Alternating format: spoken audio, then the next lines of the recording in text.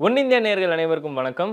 Israel வந்து கிட்டத்தட்ட இப்போ ஒரு மிக பதட்டமான நிலைமையில இருக்கிறாங்க. எதுக்கு அப்படின்னு சொல்லி கேட்டீங்கன்னா, இஸ்ரேலோட ஒரு பழைய கைதிகள் அவங்கலாம் வந்து பார்த்தீங்கன்னா, ஹமாஸ் அப்படின்ற ஒரு தரப்பு வந்து ஒரு மிகப்பெரிய ஒரு விஷயமும் பண்ணியிருக்கிறாங்க. என்ன அப்படின்னா, அந்த பழைய கைதிகள் சொன்னேன் இல்லையா?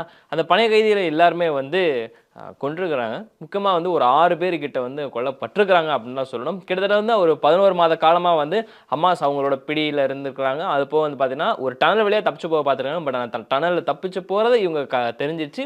ஸோ அந்த இடத்துல வந்து இவங்க 6 பேருமே வந்து கொல்லப்பட்டிருக்கிறாங்க அப்படின்ற ஒரு விஷயம் வந்து இஸ்ரேலுக்கு தெரிஞ்சிருக்கு. ஆக்சுவலா அந்த டனல்ல இருக்கிற ஒரு விஷயம் வந்து இஸ்ரேலோட ஐடிஎஃப் இஸ்ரேல் டிஃபென்ஸ் ஃபோர்ஸ்க்கு தெரிய வந்ததுக்குள்ள ஹமாஸ் அவங்களோட வேலையை காட்டிட்டாங்க. ஸோ அவங்க இஸ்ரேல் வரதுக்குள்ள வந்து பார்த்தீங்கன்னா, இஸ்ரேலை சேர்ந்த அந்த எல்லாருமே வந்து கொல்லப்பட்டுட்டாங்கன்னு தான் சொல்லணும். முக்கியமா வந்து இதுக்கு இஸ்ரேல் ஒரு விளக்கம் குடுத்திருக்காங்க. நெதன்யாகு அவர் வந்து இதுக்கு முழுக்க முழுக்க பொறுப்பு எடுத்துக்கணும் அப்படின்னு ஜோ பைடன் சொல்லியிருக்காரு. முக்கியமா வந்து அதுல ஒரு சிலர் வந்து பார்த்தீங்கன்னா, அமெரிக்கன் அப்படின்ற ஒரு இடத்துல இருந்து இஸ்ரேல் தான். பட் ஆனா அமெரிக்கன் அப்படின்ற ஒரு இடத்துல இந்த பாண்ட் பை அப்படின்ற ஒரு லாஜிக் வரும் இல்லையா? ஸோ அதுபடி தான் ஒருத்தவங்க அதில இருக்கிறாங்க.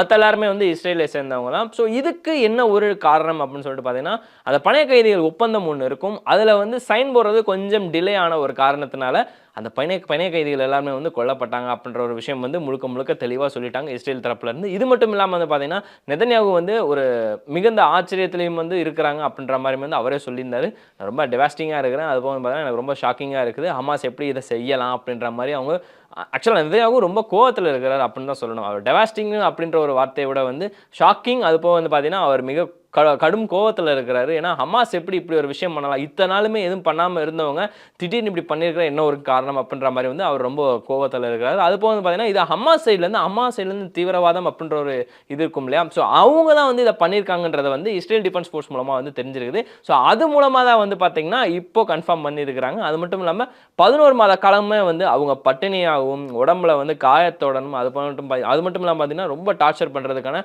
அறிகுறிகள் எல்லாமே வந்து அந்த உயிரற்ற உடல்களில் இருந்து இருக்குது அப்படின்ற மாதிரியுமே வந்து இஸ்ரேல் தரப்புல இருந்து சொல்லியிருக்கிறாங்க. ஸோ அவங்க குடும்பத்தில் இருக்கிற எல்லாருமே வந்து ரொம்ப வருத்தத்தில் இருக்கின்றாங்க அதுவும் மென்ஷன் பண்ணியிருக்காங்க. ஆக்சுவலாக அவங்க குடும்பத்தில் இருக்கிறவங்க எல்லாருமே என்ன சொல்லியிருக்காங்க அப்படின்னு சொல்லிட்டு பார்த்தீங்கன்னா, இவங்க எல்லாருமே வந்து மீட்டு கொண்டு வரலாம்னு சொல்லியிருந்தீங்க. பட் ஆனால் அதை வந்து செய்யலை. இதை வந்து நாங்கள் எப்படி எடுத்துக்கிறது அப்படின்ற மாதிரியுமே வந்து இஸ்ரேலோட பிரசிடென்ட் அது போக எல்லாருமே வந்து கேட்டுக்கிறாங்க. அதுக்கு வந்து பார்த்தீங்கன்னா அவருமே வந்து மென்ஷன் பண்ணியிருக்காரு.